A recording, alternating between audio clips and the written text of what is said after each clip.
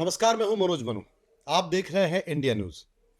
बहुत सारे लोगों को आपने देखा होगा, लेकिन आज एक ऐसी शख्सियत से हम आपको मिलवाने जा रहे हैं जिनका नाम तो संगीत है, लेकिन जब वो बोलते हैं तो उनके स्वर से बहुत सारे लोगों को तकलीफ हो जाती है। हम बात कर रहे हैं संगीत सोम की। संगीत जी, आपका बहुत बहुत स्वागत है। धन्यवाद धन्यवाद मनोज। अच्छा, ये बताइए, कभी मुंबई मुंबई जाने की कोशिश की? क्योंकि मुझे लगता है कि 6 फीट की हाइट और ईश्वर ने एक अच्छा चेहरा दिया है। कभी कोशिश की, कभी मन में ख्याल आया? असल में क्या है मनोज जी, मैं जो काम कर रहा हूँ उससे मैं बहुत संतुष्ट हूँ। हम्म, क्योंकि हर आदमी के दिमाग में ये रहता है कि मैं सेलिब्रिटी बनूं, है।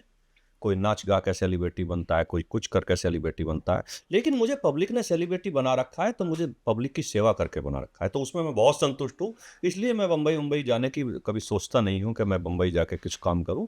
मुझे इतना ही काफ़ी है कि जो लोगों की सेवा कर रहा हूँ, जो ज़मीन पर रह के लोगों की सेवा करता हूँ, उससे बहुत संतुष्ट हूँ।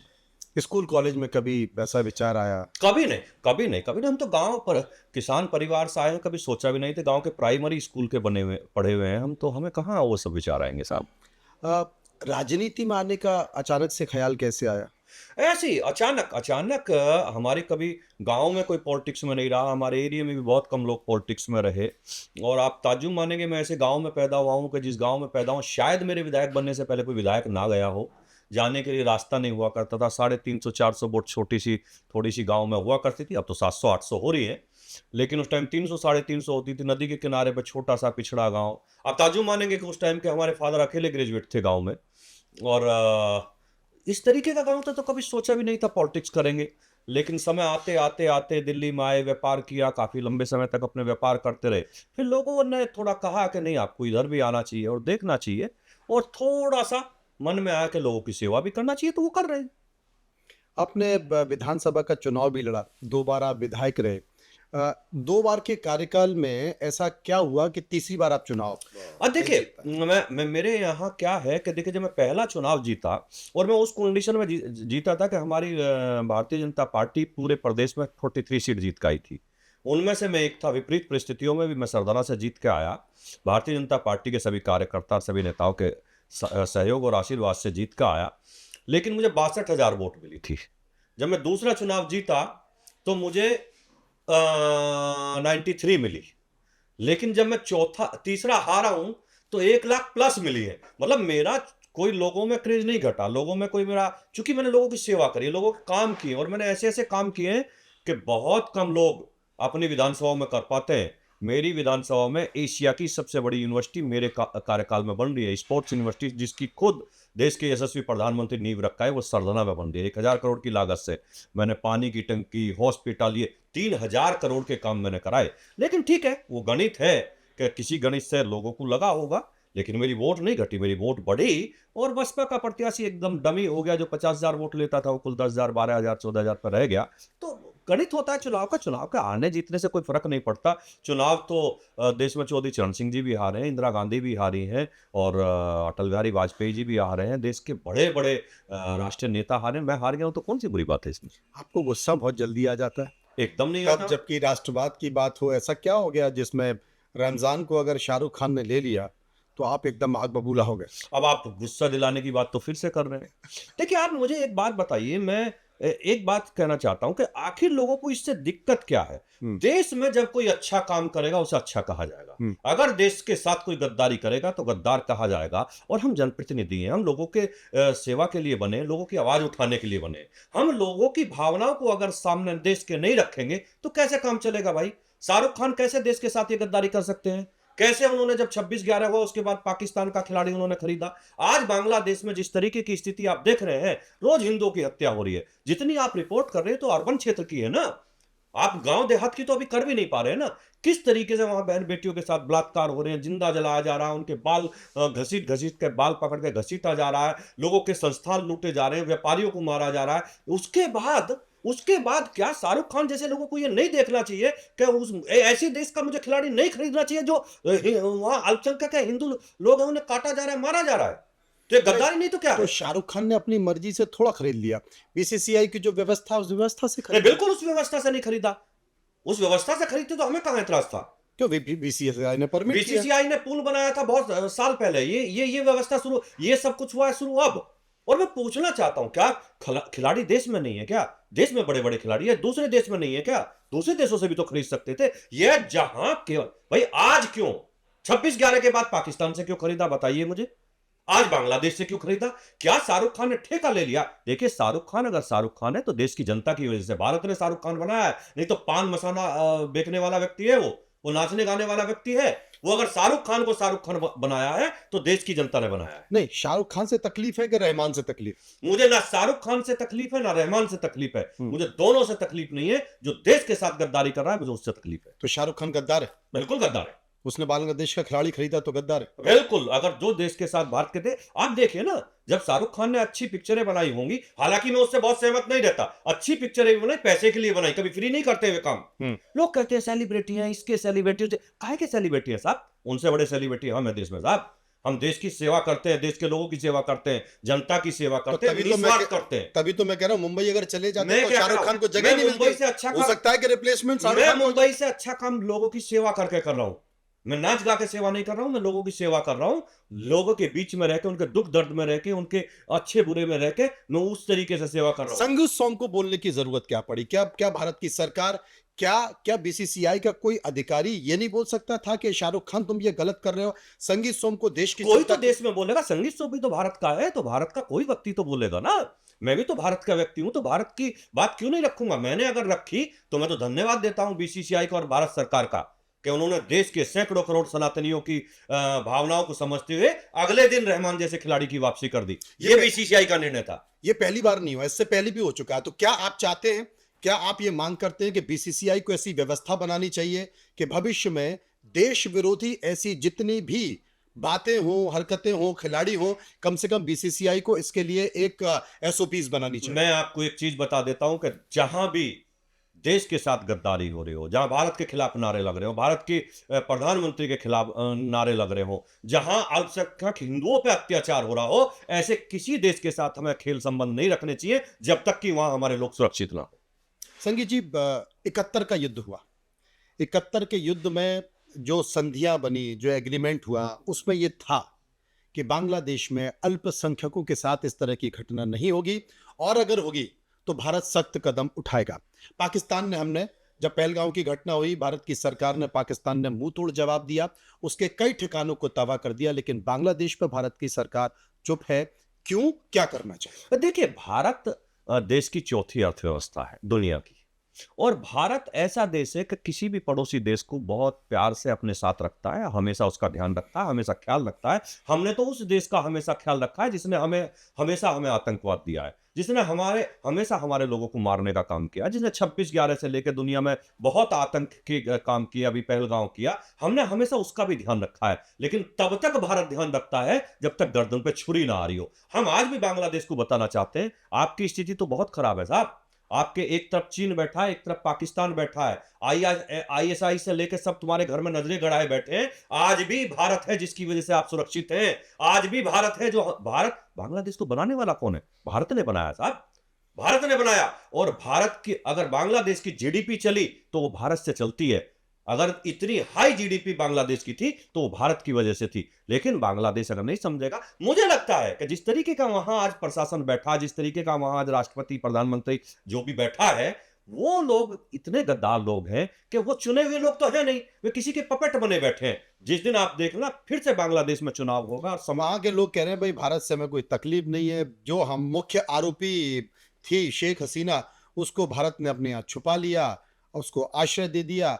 गुस्सा इस बात को लेकर? देखिए, बिल्कुल वहां की जनता में गुस्सा नहीं, वहां के कुछ कट्टरपंथी लोग जो इस तरीके को, मैंने बताया ना, आईएसआई से लेकर चीन का ये अपना काम है, जो कट्टरपंथी लोगों को वहां उभारने का काम कर रहे हैं।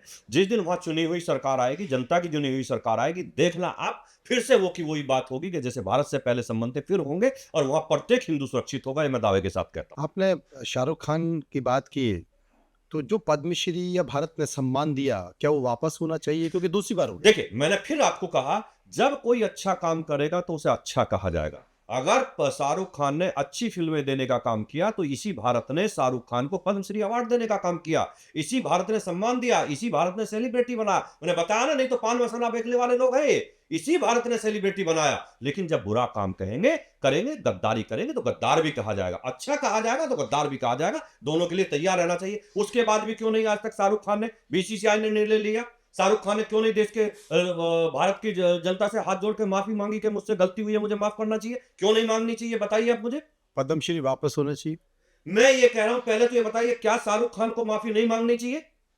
आप मांग कर रहे हैं, मांगना चाहिए। अब बिल्कुल, मैं हर बार मांग कर रहा हूं। और नहीं मांगी तो क्या करेंगे? देश की जनता कभी माफ नहीं करेगी शाहरुख खान को। कैसे? बिल्कुल माफ नहीं करेगी। कैसे? शाहरुख खान जीरो हो जाएंगे, आपको मैं बताता हूं। नहीं, आपने किसी नेता के बारे में कहा था दौड़ा दौड़ा के पीटेंगे, तो इनको भी दौड़ा दौड़ा के पीटेंगे, शाहरुख खान देखिए, को भी मैं दौड़ा फिर दौड़ा कह रहा के हूं, पीटेंगे। मैंने वो भी आप लोगों ने इस तरीके से लिया था। मैंने ये कहा था, जिस नेता के बारे में मैंने कहा था, देश के सनातनी इंतजार कर रहे हैं कि वो देश के खिलाफ अगर सड़कों पर उतरेंगे तो देश का सनातनी दौड़ा दौड़ा के मारेगा। मैंने ये कहा था।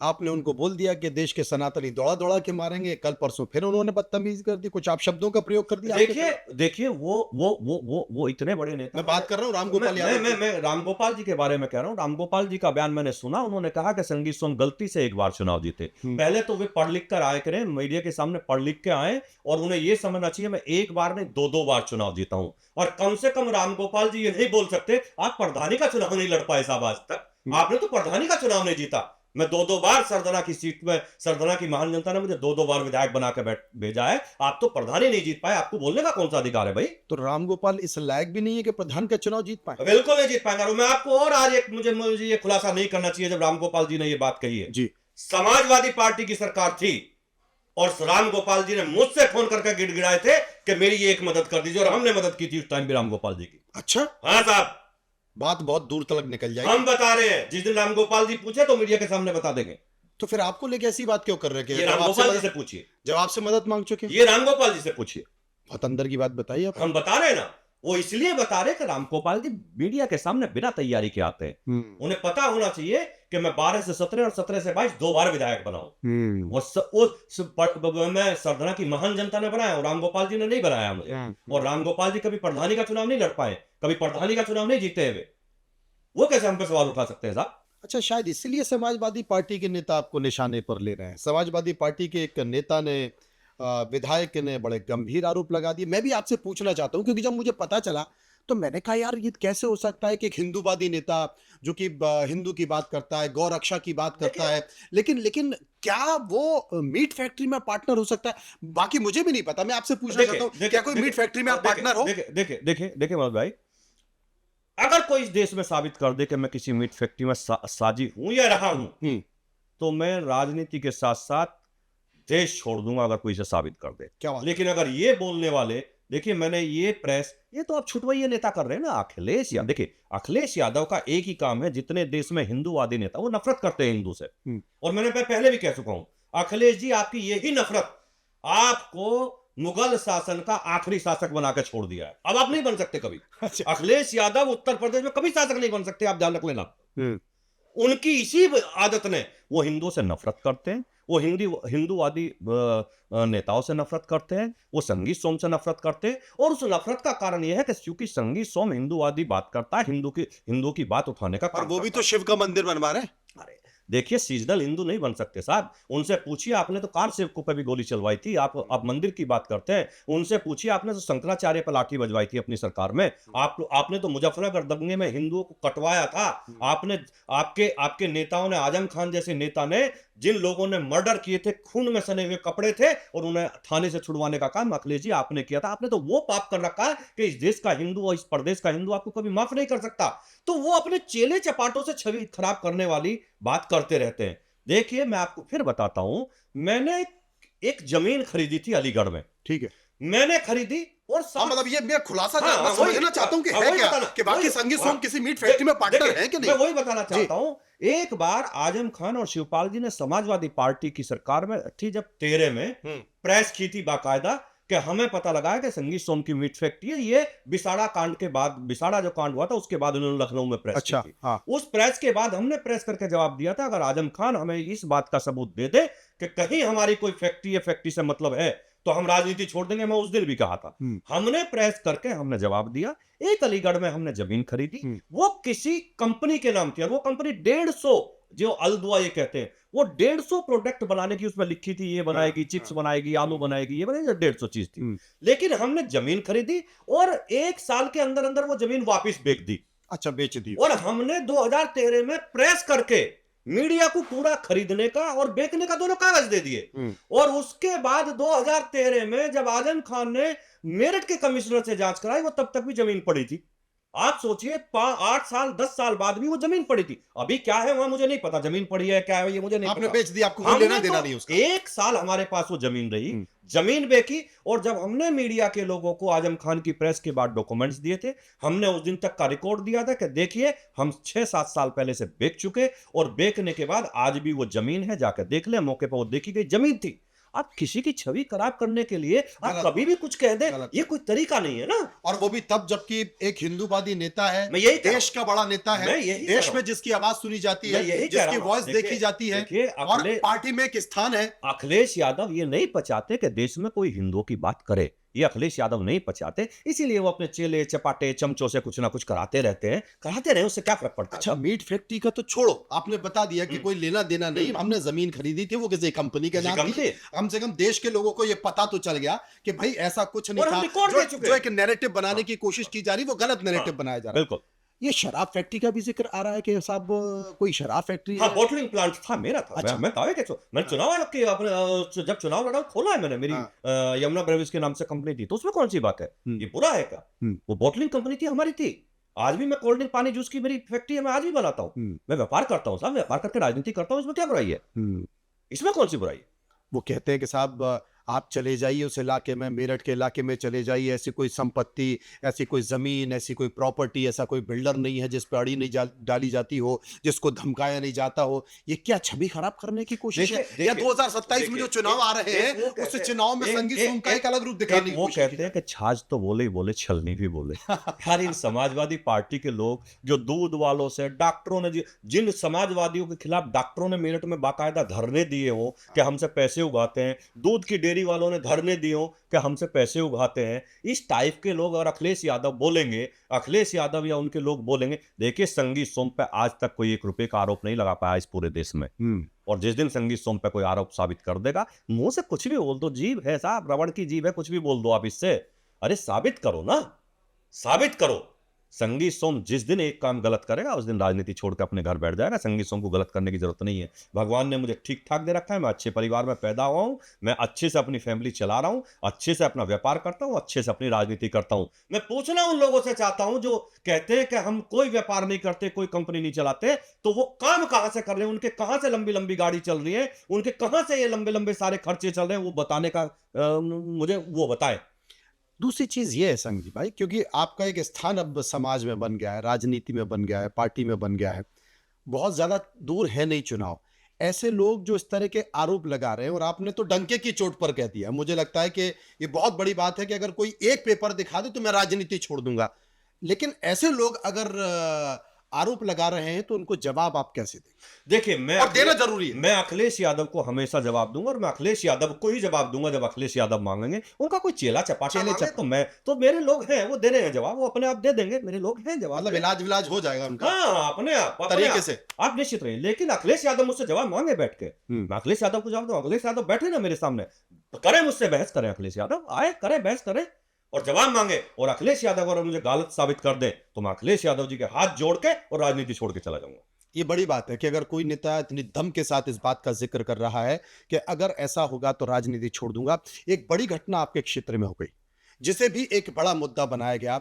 एक दलित महिला की हत्या हो गई, उसकी बेटी अगवा कर ली गई, ऐसा एक नैरेटिव बनाया गया, लेकिन वो वापस आ गई। था क्या ये? क्या कोई प्लान था?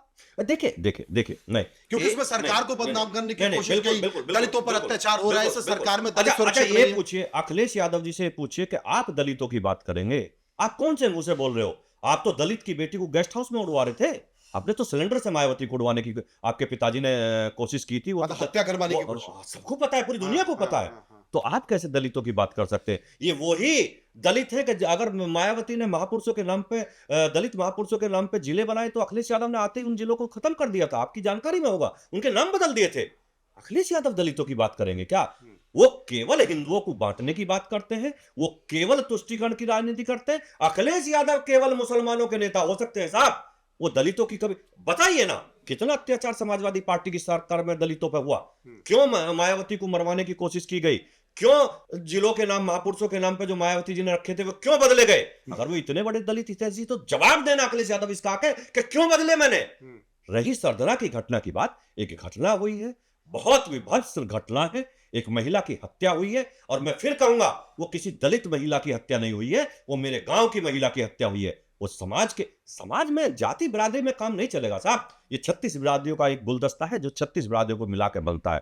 वो माँ भी हमारी उसी बीच से थी, वो बेटी भी हमारी उसी बीच से थी। आप सोच के देखिए, क्यों भाई साहब उन नेताओं से ये पूछिए कि अभी कुछ दिन पहले एक बेटी के साथ बलात्कार हुआ, फपुंडा गांव में हुआ, किसी ने आवाज नहीं उठाई।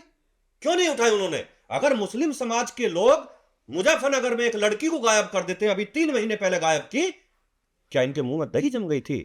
इनके फूफा मामा मौसा अगर ये मुसलमान लोग लड़की को उठा कर ले जाएंगे तो कभी नहीं बोलेंगे, लेकिन हिंदुओं में बंटवारा कराना है। देखिए साहब, वो घटना बहुत खराब थी। जो दोषी है उसे सजा मिलेगी और 48 घंटे का टाइम। आप सोच के देखिए, इनका कौन भरोसा करता है साहब? नहीं, आपने कल कहा था कि वो हमने उसको नहीं, मैं आपको तो अगर इनका कोई भरोसा करता तो मैं 1.5 दिन तक वहां नहीं गया, मैं बाहर था। ये लोग धरना देते रहे, बैठे रहे, परिवार को जेल में लिए बैठे रहे, लेकिन परिवार ने इनकी बात नहीं मानी। इनके कहने से सबका अंतिम संस्कार नहीं किया। संगीत सोम गया, 10 मिनट परिवार से बैठ के बात की और परिवार ने कहा कि संगीत सोम पर भरोसा है, भारतीय जनता पार्टी पर भरोसा है, इन्हीं लोगों पर भरोसा है। और हमारे कहने से 10 मिनट में अंतिम संस्कार कर दिया। इनकी तब भी समझ नहीं आ रही। ये राजनीति कर रहे हैं साहब, ये राजनीति करते हैं, लोगों को बांटने की राजनीति करते हैं। और हमने परिवार से कहा था 48 घंटे में सुरक्षित बेटी घर पे आएगी, ये मेरी जिम्मेदारी है, ये भारतीय जनता पार्टी की जिम्मेदारी है। 48 घंटे नहीं हुए साहब, लड़की आ गई वापस। 45 घंटे में लड़की वापस आई है, सकुशल वापस आई है। और जो भी उसमें क्राइम जिसने किया, सजा मिलेगी, कोर्ट उसमें अपना काम करेगा, सजा देगा। तो इसमें बुराई क्या है भाई? आपको लगता है यूपी का लॉ एंड ऑर्डर ठीक है? सब बढ़िया एकदम चल रहा है? परफेक्ट है, एकदम परफेक्ट है। बाबा ने जो कहा है, योगी आदित्यनाथ देखिए ने साहब, कहा है कि देश- या तो अपराधी देखिए उत्तर प्रदेश की सीमा छोड़ दें या जेल चले जाएं। देखिए साहब, या तो उत्तर प्रदेश की सीमा छोड़ दे, नहीं तो अपराधी अल्लाह में को प्यारे हो रहे हैं। क्या बात कर रहे हो आप भाई? यही संकट है। अब आपने मुझे एक मौका दे दिया, आपने कह दिया अपराधी अल्लाह मियाँ को प्यारे हो गए। तो क्या यही बुराई है? आरोप लग रहा है क्या आरोप कि लग रहा चुन है? चुन के आप ऐसे लोगों को ढूंढ रहे हैं जो अल्लाह मियाँ को प्यारे हो जाएं। नहीं, मस्जिदें आप ढहा रहे नहीं, हैं, नहीं, मंदिरों नहीं, पर आप कुछ अभी- नहीं कर रहे अभी- हैं, वहां के अतिक्रमण अभी आप देखिए, बिजनौर में 1 लाख का इनामी था, क्षत्रिय समाज से था, उसका एनकाउंटर हुआ है। अभी पूर्वांचल में चला जाइए, यादव समाज से था, उसका एनकाउंटर हुआ है। अभी मुजफ्फरनगर में चला जाइए, एक जाट समाज से था, उसका एनकाउंटर हुआ है। देखिए, बदमाश की कोई जाति नहीं है साहब, बदमाश बदमाश है। आतंकियों की जाति हो सकती है, बदमाश की कोई जाति नहीं है। कोई जाति नहीं, नहीं है, सबके लिए बराबर है। सबके लिए बराबर है। यूपी की गवर्नमेंट, भारत की सरकार, किसी आप बताइए मुझे, भारत सरकार पक्के मकान बना के दे रही है क्या? चुन चुन के दे रही है क्या? 80 करोड़ लोगों को राशन दे रही है क्या? पूरे सब मुसलमानों को नहीं मिल रहा क्या? क्या कोई भेदभाव करती है क्या? भारत की सरकार या प्रदेश की सरकार कोई भेदभाव करती है ना? बिल्कुल भेदभाव नहीं करती। भेदभाव तो ये समाजवादी के नेता, इन्हें पता है कि तुम देश प्रदेश से साफ हो गए हमेशा के लिए, इसलिए इस तरीके के ढकोसले करते रहे, उससे कोई फर्क नहीं पड़ता। ये यूपी में हो क्या रहा है? ठाकुर विधायक अलग बैठक कर रहे हैं, ब्राह्मण विधायक अलग बैठक कर रहे हैं, ये क्या क्या चल देखिए, क्या रहा ये भी मैं बताया ना, अखिलेश यादव जैसे नेता, वो बताया ना, उन्हें पता है कि जब है? तक अखिलेश यादव कहां से आ गए? मैं यही बता रहा हूं आपको, मतलब बीजेपी के ठाकुर विधायकों की मैं बैठक यही में बता ब्राह्मणों को मैं ठाकुर यही अखिलेश बता- यादव कहां आपको से? यही बता रहा हूं कि बीजेपी को कोई दिक्कत नहीं है कि ठाकुर विधायक बैठे हैं या वो बैठे हैं। मुद्दा तो अखिलेश यादव ने उठाया ना वो। मैं इसलिए कहना चाह रहा हूं, अखिलेश यादव। चिट्ठी तो पंकज चौधरी ने लिख के दी थी। देखिए साहब, मैं पंकज चौधरी ने चिट्ठी- आप मेरी बात सुनिए। वो क्षत्रिय और ब्राह्मण की लड़ाने की बात करते हैं साहब। ये क्षत्रिय वो क्षत्रिय है कि जो आज भी अगर शुभ काम शुरू करता है तो ब्राह्मण के पैर छू के शुरू करता है साहब। ये वो क्षत्रिय है कि आज भी अगर कोई काम करेगा तो ब्राह्मण से पूछ के करेगा। और तो ज्यादा क्या करोगे, हमारे तो गाय दूध नहीं देगी अगर पहला दूध ब्राह्मण को नहीं जाएगा। हम उससे ऐसे परिवारों में पैदा हुए। क्या बात। ये बताइए कि वाकई क्या उत्तर प्रदेश की डेमोग्राफी चेंज करने के लिए कोई बड़ी साजिश रची जा रही है? पूरे देश की डेमोग्राफी चेंज हो रही है, उत्तर प्रदेश की कहां? आप बॉर्डर पे चले जाइए, उत्तर प्रदेश के दुनिया भर के जिले हैं जिनकी डेमोग्राफी चेंज हो गई है साहब। आप प्रदेश में चले जाइए, प्रदेश की नगर पंचायत और नगर पालिका 90% की डेमोग्राफी चेंज हो गई है। 90% में एक ही वर्ग के लोग चेयरमैन और बने हैं, 90%। और उनमें एक ही वर्ग के लोग जो 30 से 32% होते थे या 22% होते थे, आज 70, 75, 80, 85% हो गए। तो अब इसका उपाय क्या है? नवनीत राणा कह रहे हैं कि साहब ज्यादा बच्चे पैदा करने चाहिए, मोहन भागवत कह रहे हैं ज्यादा बच्चे पैदा करने चाहिए, देखिए देखिए मेरी बात सुनिए, ज्यादा असदुद्दीन ओवैसी कह रहे हैं कि भाई मेरे तो 6 तुम 8 पैदा कर लो, किसने रोका? देखिए असुद्दीन ओवैसी जैसे लोग, यही लोग तो देश के साथ, फिर मैं कहूंगा कि यही लोग तो देश का बंटवारा करते हैं, यही तो देश के लोगों को लड़ाने का काम करते हैं। ये ओवैसी जैसे लोग ही तो देश के साथ गद्दारी करते लोग हैं। कह रहे हैं वो आपकी बेटी में, मैं कह रहा हूं यही लोग तो हैं। ये आप, फिर मैं कह रहा हूं अपना मुंह है, कुछ भी कह दो ना। ए टीम बी टीम, अगर ओवैसी चुनाव लड़ेगा, देखिए है क्या, आज मैं आपको फायदा किसका होगा? मैं आपको बताता हूं, एक बड़े मजे की बात आज आपको बताता हूं। अब देश का इतिहास उठा लीजिए, कांग्रेस जब से आई मुसलमानों का बेवकूफ बनाती रही, कभी मुसलमानों को देना कुछ, मतलब उन्हें मीठी गोली देते रहो, उन्हें शिक्षित मत करो, उन्हें शिक्षित करने का बाकी सब कुछ ले जाओ, शिक्षित मत हो, कोई मुसलमान नेता नहीं बनना चाहिए। यही अखिलेश यादव की चाल है, प्रदेश में कोई मुसलमान नेता नहीं बनना चाहिए। वो मुसलमानों को केवल भाजपा का डर दिखाते रहते हैं, जबकि अगर इस दुनिया में की बात कर रहा हूं मैं, देश की नहीं, पूरी दुनिया में अगर कहीं मुसलमान सुरक्षित है तो वो सबसे ज्यादा भारत में सुरक्षित है। और भारत में क्यों सुरक्षित है ये भी आप जान लीजिए, क्योंकि यहां बहुसंख्यक हिंदू है, इसलिए यहां मुसलमान सुरक्षित है। नहीं तो पाकिस्तान की हालत क्या हो गई, वहां अल्पसंख्यक आज 1.5% रह गए साहब हिंदू, 22%, 21% से आज 1.5% तो क्यों रह उपाय गए? क्या है? मैं यही आप तो कह रहे हैं कि साहब कुछ सालों बाद तो फिर बराबर हो जाएंगे, आपसे ज्यादा हो जाएंगे कौन मुसलमान। तो ये तो पूरे देश को सोचना है ना, यही तो पूरे, मैं इसीलिए तो कहता क्या हूं, ज्यादा बच्चे पैदा मैं करें? इसीलिए कहता हूं ना, पूरे देश को सोचना चाहिए। भारत सरकार भी इस पे विचार कर रही है, जनसंख्या पे बिल्कुल कानून आना चाहिए, और देश के लोग इसकी मांग भी कर रहे हैं। और आज नहीं तो कल आएगा, आप निश्चित रहिए, आज नहीं तो कल आएगा। नहीं, चर्चा चल रही है, ड्राफ्ट बन रहा मैं है। कह रहा हूं आज नहीं तो कल आएगा, आप निश्चित समझिए। 2027 का चुनाव आ गया, साढ़े 350 के साथ भाजपा सरकार बनाएगी उत्तर प्रदेश में, 350 प्लस, 350 प्लस। 350 प्लस लिख लेना। समाजवादी हो सकता है डबल डिजिट में ना आए इस बार, ये भी देख लेना। अच्छा, समाजवादी पार्टी से मायावती की सीट ज्यादा आ रही है, आप लिख के रख लेना। आपको ये मजाक लग रहा होगा, मायावती की समाजवादी पार्टी से ज्यादा सीट उत्तर प्रदेश में आ रही है। तो मायावती आगे हो गई तो सपा पीछे हो गई। मैं बता रहा हूं, सीधा गणित है। मैं सीधा बता रहा हूं, प्रदेश का मुसलमान भी समझ चुका है कि अखिलेश यादव बेवकूफ बनवा रहा है, अखिलेश यादव लोगों का बेवकूफ बनाते हैं, वो समझ चुके हैं सब लोग। ग्राउंड पे जाता हूं ना, ग्राउंड पे आप बात कर लीजिए, मुस्लिमों से ग्राउंड पे बात कर लीजिए। अखिलेश यादव डबल डिजिट में उत्तर प्रदेश में नहीं आ रहे हैं, लिख कर रख लेना। तो 350 सीटें बीजेपी की। बीजेपी 350, संगीत सोम कहां होंगे? 350 में संगीत सोम भी वहीं सदन में बैठे हुए होंगे, आप देखना। यही तो संकट है। अगर संगीत सोम अगर एक बार सदन में बैठ गए तो मंत्रिमंडल में भी आ जाएंगे। ये और देखिए, यही लोगों को तनाव हो जाता है देखिए तनाव, कि ये नेता अगर एक बार मंत्रिमंडल में आ गया तो देश में छा जाएगा। देखिए तनाव ये नहीं है लोगों को, तनाव अभी ये देखिए है। आप छा रहे ना, विधायक नहीं है ना, पूरे देश में छाए हुए। मैं क्या कर रहा हूं, आदमी रील देख रहा है कि संगीत सोम बोल क्या रहा है भाई। देश में छाने के लिए एमपी और एमएलए और मंत्री होना जरूरी नहीं है। देश में छाने के लिए अपनी सही बात को लोगों के सामने रखना जरूरी है, और उसके लिए एमपी एमएलए होना। आज मैं एमएलए नहीं हूं, लेकिन देश में रख रहा हूं ना, छा रहे। मैं कह रहा हूं, मैं देश के लोगों की छाए बात हुए रख देश रहा हूं में। ना। हाँ। मैंने देश के सैकड़ों करोड़ लोगों की भावना देश के सामने रखी ना। बीसीसीआई ने निर्णय किया ना, वो देश के सैकड़ों करोड़ हिंदुओं की बात थी, मेरी नहीं थी। वो देश के सैकड़ों करोड़, क्यों आज तक क्यों नहीं, शाहरुख खान, कोई और लोग हैं, जितने लोग हैं, किसी ने एक भी बयान दिया क्या बांग्लादेश के हिंदुओं के लिए? क्यों सबके मुंह में दही जमी हुई है? क्यों नहीं वहां के हिंदू के साथ खड़े होते? ये शाहरुख खान ये तो कह सकते हैं कि देश में आज बच्चे कहते हैं कि हम असुरक्षित फील कर रहे हैं। वो देश में असुरक्षित फील कर रहे हैं, उस देश में असुरक्षित फील कर रहे हैं जिसने आपको अवार्ड दिया, जिसने आपको पद्मश्री दिया, जिसने आपको इतना बड़ा हीरो बनाया। ये उनकी मानसिकता चेंज होने। मुझे लगता है कि आप ऐसे ही बयान देते रहे तो शाहरुख खान फोन करके कहेगा भैया मुझसे क्या गलती हो गई यार, मेरे पीछे क्यों पड़े हो। शाहरुख खान को मुझसे फोन करने की जरूरत नहीं है, देश की जनता से एक बार हाथ जोड़ के माफी मांगे, मुझसे जो गलती हुई उसके लिए माफी चाहता हूं। ये देश, ये इतना बड़ा देश है, ये 140 करोड़ लोगों का देश है, ये हिंदुओं का देश है। इस देश के हिंदू आज भी शाहरुख खान को माफ कर देंगे, और नहीं मांगी तो जिंदगी में माफ नहीं करेंगे, और संगीत सोम भी माफ। कभी नहीं करेंगे। बहुत बहुत शुक्रिया, धन्यवाद, आपने हमसे बातचीत की। धन्यवाद। और मुझे लगता है भविष्य की शुभकामनाएं आपको एडवांस में, क्योंकि ऐसे जोरदार, ऐसे ऊर्जावान लोगों की, नेताओं की देश को जरूरत है। बहुत बहुत धन्यवाद।